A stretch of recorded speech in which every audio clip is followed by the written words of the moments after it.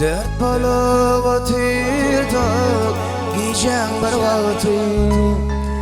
Yatladım yazardım sana bu hatı. Belkim onu yazarındır fesivim yatı. Gilaysine yeşevirim boyun arayın. Ey yılgar sana yılgar yaşa yüzün arayın.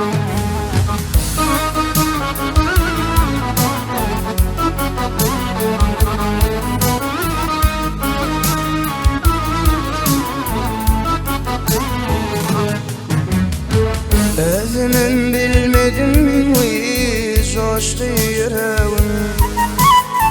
Laleciğim senin için benim gereğim.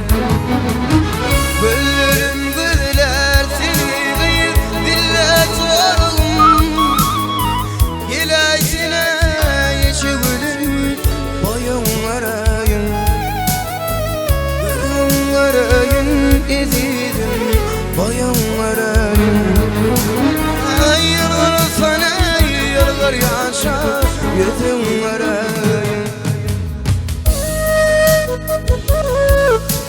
Maşallah.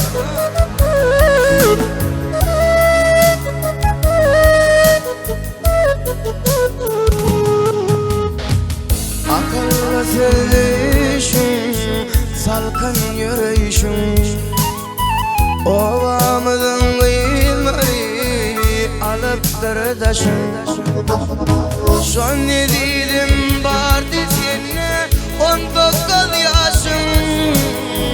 Gilaysine içimirim boyun arayın. Son dediğim vardı seninle 19 yaşım. Gilaysine içimirim boyun arayın. Ey yılgar sana yılgar yaşa yüzün arayın.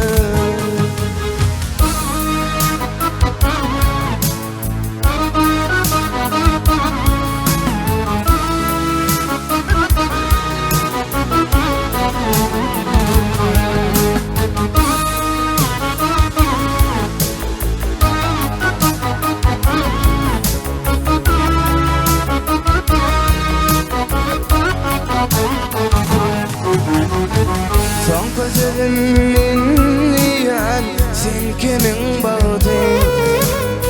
Sen kimin ki bolsan şol bağdın yağdı. Akşamın salkın gididim gelecekte bağdı. Gilaysine yeşevirim boyun arayın. Ey yılgar sana yılgar yaşa yüzün arayın. Yüzün arayın izledim yüzün arayın.